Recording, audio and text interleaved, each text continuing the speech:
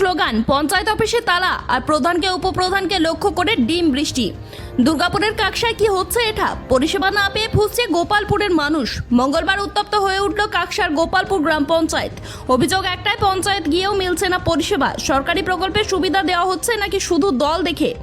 এই ক্ষোভে ফেটে পড়লেন গ্রামবাসীরা। স্থানীয়দের অভিযোগ, তৃণমূল পরিচালিত এই পঞ্চায়েত দীর্ঘদিন ধরে বঞ্চনা।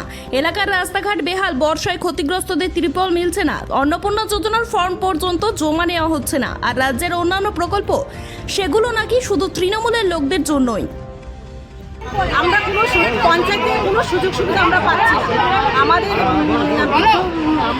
মা জেঠিমা কাকিমা যদি পঞ্চায়েতে বৃদ্ধ ভাতারের এখানে বিষয় নিয়ে যদি আসছে, বলছে বিডিও অফিসে যান, আমরাই অন্নপূর্ণা ভাণ্ডারের ফর্ম এখানে জমা দিয়েছি, আমরাই কোনো ফ্যাসিলিটি পাইনি। যারা তৃণমূল করে তারা সব ফ্যাসিলিটি, তাদের সব টাকা ঢুকে গেছে। আমাদের কেন আমাদের জন্য কিছু হচ্ছে না? আমরা এত লড়াই করে বিজেপি পার্টিটাকে নিয়ে আসলাম, আর আমরাই কোনো সুযোগ সুবিধা পাচ্ছি না। পঞ্চায়েতে আসলেই বলে বিডিও অফিসে যায়, তার জন্য আমরা বিডিও অফিসে সবাইকে যেতে হবে। তাহলে পঞ্চায়েতটা আমার এখানে থাকার কোনো দরকার পড়ে না। তাই আমরা বলেছি যে আপনারা কাজ করবেন না, তাহলে এখান থেকে বেরিয়ে যাবেন। প্রতিবাদে প্রথমে প্রধান ও উপপ্রধানের ঘরের দরজা আটকান বিক্ষোভকারীরা, তারপর পঞ্চায়েতের মূল গেটে ঝুলিয়ে দেওয়া হয় তালা। অভিযোগ, প্রধান ও উপপ্রধান বেরোনোর চেষ্টা করতে তাদের লক্ষ্য করে ছোড়া হয় ডিম। চারিদিকে চোর চোর আওয়াজ।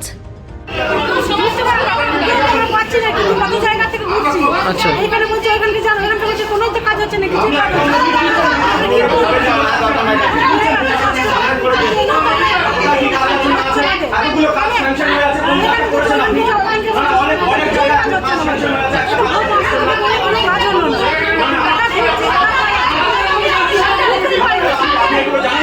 পরিস্থিতি হাতের বাইরে যেতেই ঘটনাস্থলে পৌঁছায় কাকসা থানার বিশাল পুলিশ বাহিনী। দীর্ঘক্ষণের চেষ্টায় পরিস্থিতি নিয়ন্ত্রণে আসে, কিন্তু প্রশ্ন একটাই থেকে যায়, মানুষ পরিষেবা চাইতে গিয়ে কেন রাস্তায় নামতে বাধ্য হচ্ছে?